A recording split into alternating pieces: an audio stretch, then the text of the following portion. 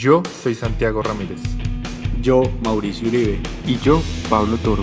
Y hoy les queremos dar la bienvenida a Inside GOAT, el único podcast deportivo donde les contamos qué hay detrás de los grandes equipos y las ligas más importantes del planeta. Esto lo estudiamos bajo una lupa analítica con un enfoque empresarial, opiniones informadas y ejemplos contundentes. Todo esto con el único fin de que ustedes aprendan algo nuevo en cada capítulo y puedan ver los partidos del fin de semana desde un ángulo diferente.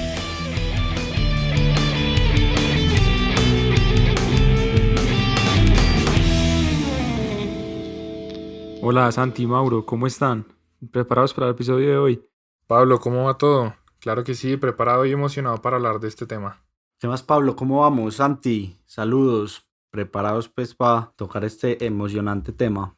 Buenísimo, bienvenidos a todos. Hoy vamos a hablar del draft.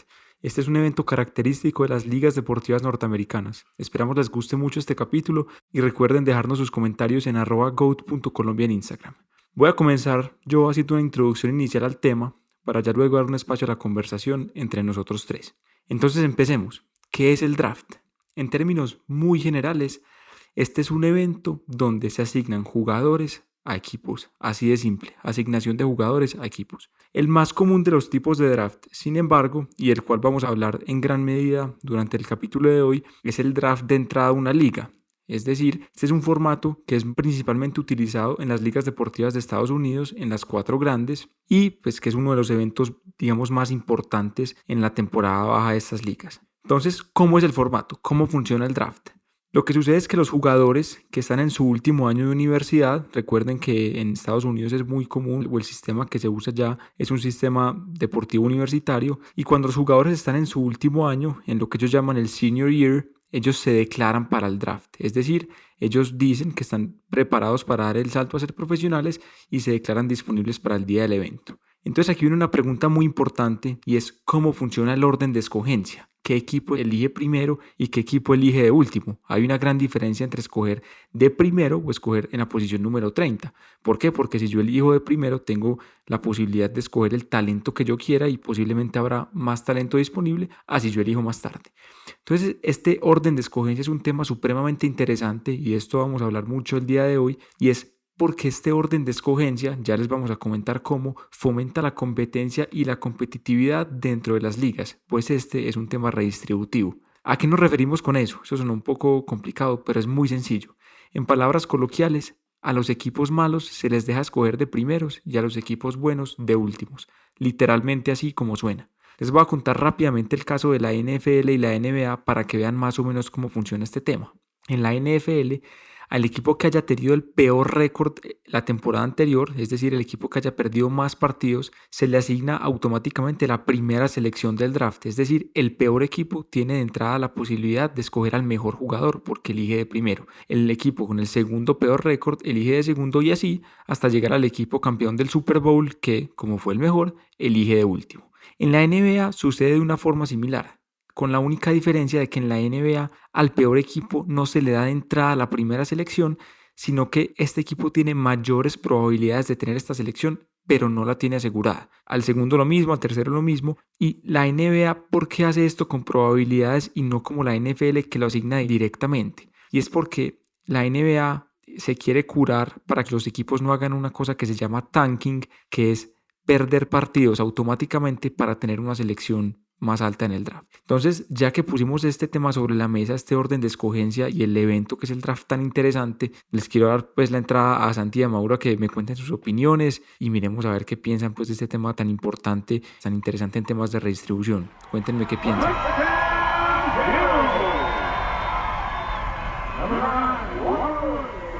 Bien, Pablo, el draft es uno de los temas más emocionantes que tiene la industria deportiva, sobre todo en Estados Unidos y en Norteamérica. Es un modelo que, aunque lleva mucho tiempo en la historia del deporte, más o menos desde 1940, es un modelo que fuera de Estados Unidos no ha tenido mucha acogida. Hay muchas teorías, muchas hipótesis que uno puede plantear al respecto, pero el foco central es que este modelo de draft sobre todo fomenta la competitividad. A mí me gusta mucho ver cómo, digamos, en la NBA, los grandes equipos a veces pueden tener unas malas temporadas, sin ir más lejos.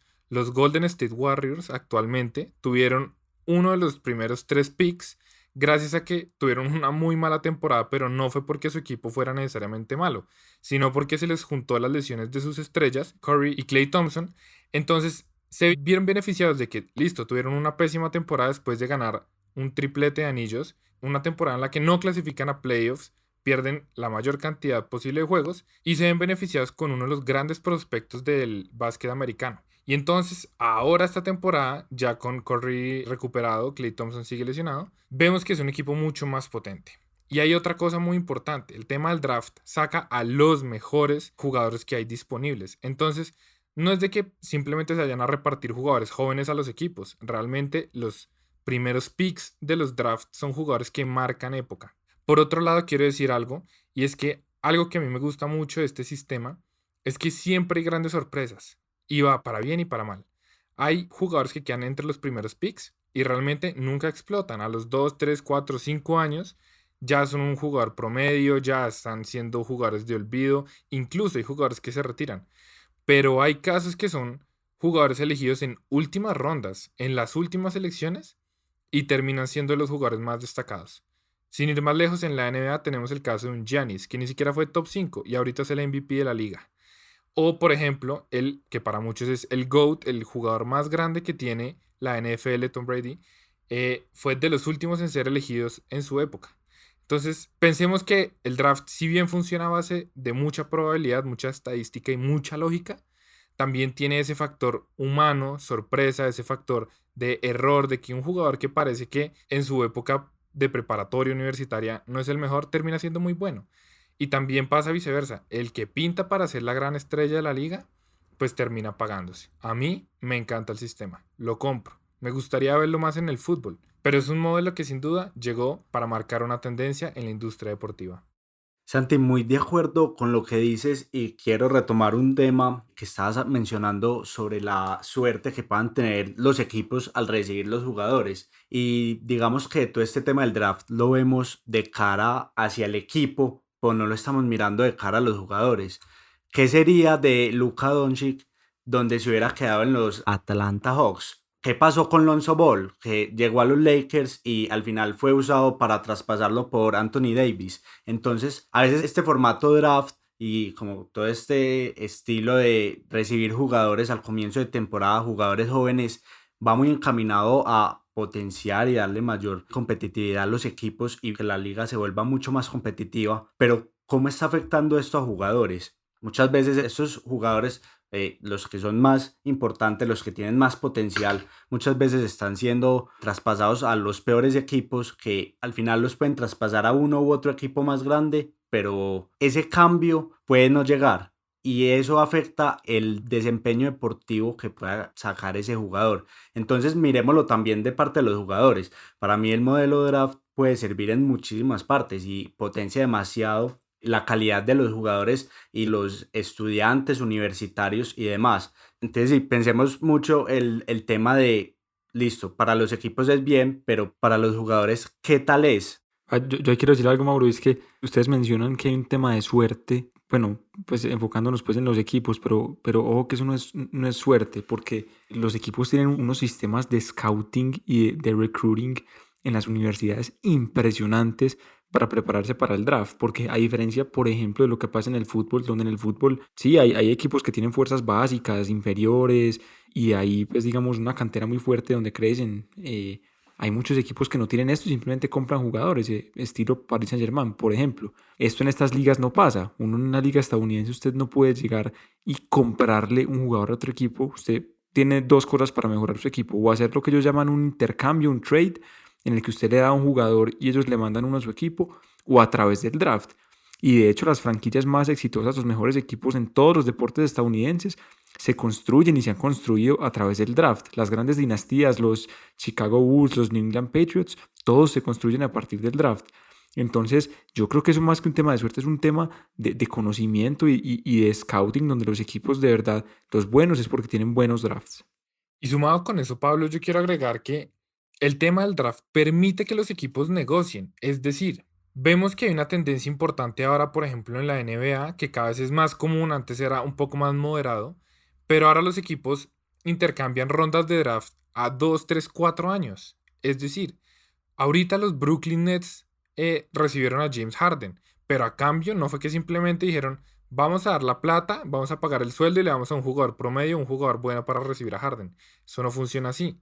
Eso es, le doy a buenos jugadores y además le doy mid rondas del draft. Obvio, el otro equipo tiene que hacer una ponderación de qué tan probable es que el equipo que ahora tiene a grandes estrellas le vaya a ir mal. Posiblemente es escasa. Pero como decimos, este tema también tiene mucho estudio por detrás. Uno perfectamente puede ver que el pick número 20, la elección número 20, sea un excelente jugador. Entonces vemos que los equipos incluso tienen esa capacidad de traspaso con negociaciones futuras. Y eso es algo que definitivamente no se ve en otros lados. También quiero agregar el hecho de que el draft funciona muy bien en las ligas americanas porque es más fácil concentrar a los jugadores. Veamos que el draft es un paso a paso, es una escala. Entonces, los jugadores pasan de estar en el colegio a universidades y de las universidades a ligas profesionales. Es fácil concentrar eso. Yo me pregunto y quiero saber la opinión de ustedes. ¿Ustedes creen que el draft funciona en negocios tan globales como el fútbol?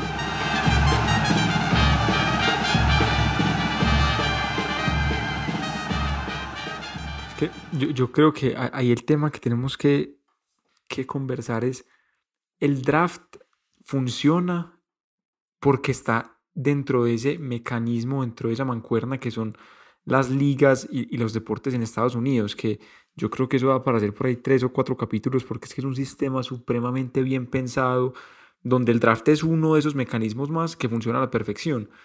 Yo siento que en el fútbol no sería un éxito y no se puede hacer. De hecho, se ha intentado hacer en la Liga MX, la Liga del Fútbol Mexicana, de hecho se hace un draft, pero como les mencionaba al principio en la introducción, es un tipo diferente de draft. No es un draft para entrar a la liga, o sea, no es un draft en el cual los jugadores pasan de ser jugadores universitarios a ser profesionales, sino que es un draft en el cual, como les mencioné, se hace una asignación de jugadores de equipos, pero son jugadores que ya están jugando de forma profesional y no que estaban en las universidades. Entonces, para cerrar esta idea, yo creo que el draft como tal, como en el modelo estadounidense, no es fácil aplicarlo al fútbol.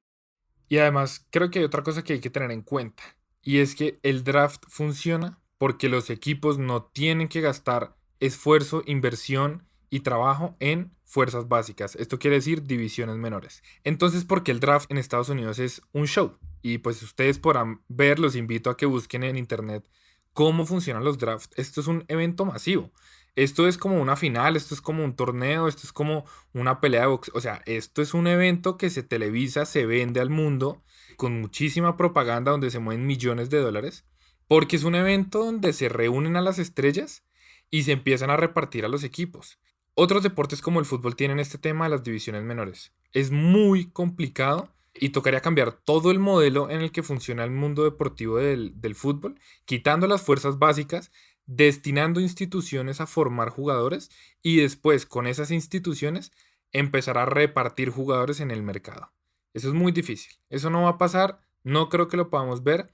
Toca ver a México cómo le va. La MLS también lo tiene. Y son experimentos. Son experimentos que se hacen, pero ahí va funcionando y ahí va saliendo adelante. De acuerdo, Santi, con eso. Y ahí tocas un tema que me parece fundamental y quiero hacer énfasis en él, y es en el tema del draft como evento, porque aparte de que es un éxito gigante para hacer ese paso de la universidad a lo profesional, el draft es una maravilla de evento por lo que decía Santi. Esto es una vaina que es tan interesante que vende derechos deportivos y de televisión y de mercadeo de una forma absurda. Les quiero dar aquí, digamos, un dato. La NFL hasta el año 2016 hacía el draft en un teatro en Nueva York muy famoso que se llama el Radio City Music Hall, que es un teatro pues, de Broadway muy famoso en Nueva York. Siempre lo hacían ahí, pero ¿quiénes eran los asistentes? Los mismos jugadores, los familiares de los jugadores, uno que otro invitado y hasta ahí.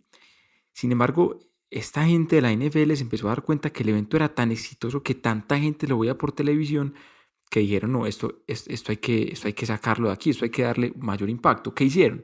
En el 2017 lo sacaron de ese teatro en Nueva York y lo llevaron a Filadelfia. Hicieron este draft a cielo abierto, afuera del Museo de Historia Natural de Filadelfia, y atendieron más de 250,000 personas a ese evento. De lejos, el draft con más asistencia en la historia. No quedándose quietos ahí, en el 2019 lo hicieron en Nashville, en Tennessee, una ciudad intermedia tirando a pequeña en Estados Unidos. y asistieron más de 600.000 personas. Eso fue una locura, cerraron la calle principal de Nashville y eso era lleno de personas. Entonces, a lo que voy con esto es que es un evento maravilloso y si lo saben explotar muy bien. Si uno a esto le suma que es un evento que está en la mitad de la temporada baja, es decir, cuando no se está jugando nada, esto hace que la gente tenga recordación sobre la liga en un momento donde no se está jugando. Entonces, como les digo, aparte de que es un gran evento en temas del paso de universitario a profesional, es un éxito muy grande también como evento. Y ahí quiero agregar una cosa que es importante. Yo no sé si nuestros oyentes han podido ver un draft en vivo, pero un gran tema que se mueve alrededor de esto es la incertidumbre. Incluso las casas de apuestas mueven mucha plata porque, y no estoy mintiendo, segundos, minutos antes de que les toque el momento de elegir, las franquicias no saben a quién van a elegir. Por eso, en cambio, en el fútbol, ¿qué pasa? Que Neymar se va a ir al PSG. Se habla durante una semana, se empiezan a salir noticias, la prensa se empieza a mover y luego se oficializa. Pero uno ya tiene como la novela Neymar. En cambio, en el draft, uno no tiene ni idea, pero sobre todo los primeros tres equipos, a quién van a elegir. Entonces, literalmente es uno pegado a la pantalla diciendo, no puede ser, el primer equipo se llevó a este. No, el segundo se llevó a este, no me lo esperaba. Entonces es una cosa de incertidumbre y que permite que uno se conecte mucho con el evento. Está cero planeado, no es predecible y permite que uno pueda también interactuar mucho como espectador. A mí me parece maravilloso todo lo que están diciendo, pero en lo que no concuerdo es que esto no puede aplicarse en otras ligas. O sea, no puede ser que el draft solo sirva en Estados Unidos, por más estructura que lleven durante todos los años que lo han realizado. O sea, tenemos que empezar a ver cuáles son las formas y cómo se debe estructurar deportes como el fútbol a nivel mundial para empezar a aplicar el draft. Si el draft es tan bueno para la competencia en las ligas, si ayuda tanto a los equipos malos, de bajos rendimientos, si mueve tanto dinero, ¿por qué no meterlo en el fútbol entonces? O sea, ¿qué hace que nosotros no podamos estructurar las divisiones menores de manera que funcionen de cierta manera como las universidades en Estados Unidos y de ahí sacar los mejores talentos y que no se estén quemando dos, tres pelados cada enero, cada julio que comienzan las temporadas en Sudamérica porque no rindieron lo suficiente o porque simplemente los quisieron explotar? Entonces, ¿cómo hacemos para que en verdad esto funcione? Muy interesante el punto que menciona Mauro. Ahí yo pienso que realmente el reto fundamental no está en cómo copio el modelo draft, sino cómo puedo potenciar toda la formación previa a los jugadores, de tal forma que cuando lleguen a ese punto de maduración, 19, 22 años, lleguen de la mejor manera a los clubes. Y así de paso podemos eliminar un poco estas inequidades que hay, por ejemplo, en deportes como el fútbol, donde el club poderoso compra a los mejores jóvenes y el club chiquito lo único que puede hacer es venderlos. ¿Por qué? Porque necesita la plata. Entonces creo que ese es el gran reto que tenemos que presentar y que yo creo que nuestros oyentes pueden tener en consideración. ¿Cómo podemos hacer que las fuerzas básicas de los clubes sean tan competitivas que incluso entre los jóvenes empiece a haber un nivel mucho más alto?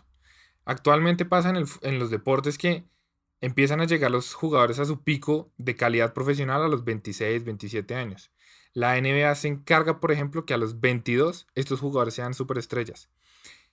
Y sin ir más lejos, quiero traer acá a colisión el caso de Zion Williamson. Este es el jugador que posiblemente desde LeBron James más ha atraído la atención del planeta. ¿Por qué? Porque Zion es ese jugador que desde los 15 años tenía un físico privilegiado, hacía unas jugadas que nadie más podía, entendía el juego a nivel que otros no han podido y sin duda cuando él está en el draft, el equipo que quedara primero lo iba a elegir a él. Porque es de esos jugadores que llaman la atención. Entonces, creo que esa puede ser una dinámica interesante, ¿no? De que las ligas sean las que se encarguen de potenciar las fuerzas básicas para que cada equipo promueva a sus jugadores y no sea simplemente robar y robar a los otros equipos. De acuerdo, y va mucho más también en los equipos, o sea, es algo que debe empezar a imponer la liga, pero los equipos tienen que entrar y considerar estas opciones de que no sirve estar sacando y sacando jugadores por ganar la plata, a pesar de que muchos lo necesiten, sino que empiecen a formarlos, que tengan experiencia previa y empezar como a servirle bien a los jugadores, no pensar solo en el beneficio del equipo, sino ir un poco más allá. Entonces, no sé, Pablo, qué piense al respecto. Digamos que la idea no es que no todas las ligas tienen que copiar el draft, El draft es único y cada liga la irá utilizando de cierta manera, pero es algo que se puede utilizar y se puede potenciar mucho y se adapta para cada deporte. Sí, súper Mauro. Yo creo que para ir cerrando, yo me quedo con dos cosas, dos conclusiones grandes y una pregunta que les quiero hacer a ustedes y a nuestros oyentes para que nos la respondan. La primera conclusión es que, a ver, el draft tiene mucho que ver con lo que estamos hablando ahorita de formación previa, fuerzas básicas, universidades. Esto tiene una ventaja muy grande y es que, por ejemplo, en las ligas estadounidenses, los equipos no tienen que gastarse un solo peso en sus fuerzas básicas o en sus jugadores jóvenes, porque es que no los tienen, o sea, no los hay. El jugador joven está estudiando en una universidad y jugando básquetbol por las tardes, por ejemplo.